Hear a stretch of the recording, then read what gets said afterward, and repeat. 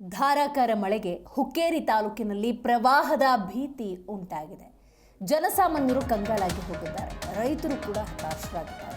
ಧಾರಾಕಾರ ಮಳೆಗೆ ಹುಕ್ಕೇರಿ ತಾಲೂಕಿನಲ್ಲಿ ಪ್ರವಾಹದ ಭೀತಿ. ಘಟಪ್ರಭಾ ನದಿಯ ಬ್ರಿಡ್ಜ್ ಕಮ್ ಬ್ಯಾರೇಜ್ ಮುಳುಗಡೆ.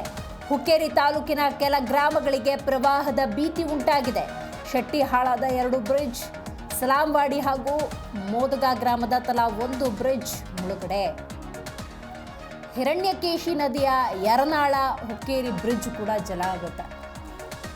ಬ್ರಿಡ್ಜ್ಗಳೇ ಜಲಾವೃತ ಆಗ್ತವೆ ಅಂತ ಹೇಳದೆ ಅತಿ ಹೆಚ್ಚು ಪ್ರಮಾಣದ ನೀರು ಹರಿತಿದೆ ಅಂತ. ಸೊ ಅದೇನಾಗುತ್ತೆ, ನದಿ ಪಾತ್ರದ ಜನಸಾಮಾನ್ಯರ ಕೃಷಿ ಚಟುವಟಿಕೆಗೆ ಸಮಸ್ಯೆ ಉಂಟಾಗತ್ತೆ. ಇನ್ನು ಗ್ರಾಮವೇ ಮುಳುಗಡೆಯಾಗುವಂತಹ ಸಂದರ್ಭ. ಹಾಗಾಗಿ ಪ್ರವಾಹದ ಪರಿಸ್ಥಿತಿ ಇರೋದರಿಂದಾಗಿ ಜನಸಾಮಾನ್ಯರು ಆತಂಕಗೊಂಡಿದ್ದಾರೆ. ಧಾರಾಕಾರ ಮಳೆಯ ಪ್ರಭಾವ ಇದು. ಈ ಬಗ್ಗೆ ಹೆಚ್ಚಿನ ಮಾಹಿತಿಯನ್ನು ನಮ್ಮ ಪ್ರತಿನಿಧಿ ಶಹಬಾಜ್ ನೀಡ್ತಾರೆ. ಶಹಬಾಜ್, ಧಾರಾಕಾರ ಮಳೆ ಆಗ್ತಾ ಇದೆ, ಪ್ರವಾಹದ ಭೀತಿ ಉಂಟಾಗಿದೆ, ಬ್ರಿಡ್ಜ್ಗಳೆಲ್ಲ ಮುಳುಗಡೆಯಾಗಿದೆ. ಅಂದಾಜು ಎಷ್ಟು ಗ್ರಾಮಗಳೀಗ ಪ್ರವಾಹದ ಭೀತಿಯನ್ನು ಎದುರಿಸ್ತಾ ಇದ್ದಾವೆ? ಈಗ ಪರ್ಯಾಯ ವ್ಯವಸ್ಥೆ ತತ್ಕ್ಷಣವೇ ಮಾಡಬೇಕಲ್ಲ, ಆ ನಿಟ್ಟಿನಲ್ಲಿ ಜಿಲ್ಲಾಡಳಿತ, ತಾಲೂಕು ಆಡಳಿತ ಏನಾದರೂ ಕ್ರಮಕ್ಕೆ ಮುಂದಾಗಿದೆಯಾ?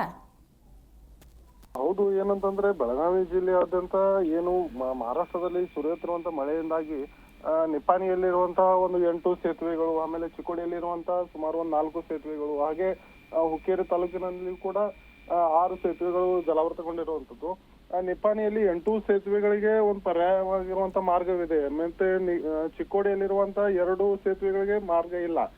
ಉಳಿದ 4 ಸೇತುವೆಗಳಿಗೆ ಇದೆ. ಹುಕ್ಕೇರಿಯಲ್ಲೂ ಕೂಡ ಪರ್ಯಾಯ ಮಾರ್ಗ ಕೂಡ ಇದೆ. ಆಮೇಲೆ ಏನಂತಂದ್ರೆ ಈಗಷ್ಟೇ ಮಾಹಿತಿ ಬಂದಿರುವಂತ ಪ್ರಕಾರ ನಿಪ್ಪಾಣಿಯಲ್ಲಿರುವಂತ ಹುನ್ನರ್ಗಿ ದೇವಸ್ಥಾನ ಕೂಡ ಜಲಾವೃತಗೊಂಡಿದೆ. ಆ ಗ್ರಾಮಕ್ಕೆ ನೀರು ನುಗ್ಗಿ ಅಲ್ಲಿ ಸದ್ಯಕ್ಕೆ ತಹಸೀಲ್ದಾರ್ ಅವರು ವಿಸಿಟ್ ಮಾಡಿ ಅಲ್ಲಿರುವಂತ ಒಂದು ಸುಮಾರು 50 ಮನೆಗಳನ್ನು ಕೂಡ ಕಾಳಜಿ ಕೇಂದ್ರಕ್ಕೆ ಸ್ಥಳಾಂತರ ಮಾಡಿರುವಂತದ್ದು. ಆಮೇಲೆ ಏನಂತಂದ್ರೆ ಬೆಳಗಾವಿ ಜಿಲ್ಲೆಯ ನಿಪ್ಪಾಣಿ ತಾಲೂಕಿನಲ್ಲಿರುವಂತಹ ಕಾರದ್ಗಾರ್ ಗ್ರಾಮದ ಒಂದು ಪ್ರಸಿದ್ಧ ದೇವಸ್ಥಾನವಾಗಿರುವಂತಹ ಬಂಗಾಲಿ ಬಾಬಾ ದೇವಸ್ಥಾನ ಕೂಡ ಜಲಾವೃತಗೊಂಡಿರುವಂತದ್ದು.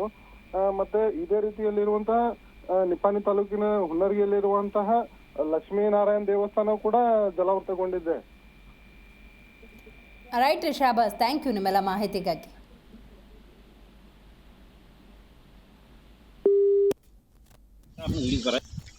ಮತ್ತೆ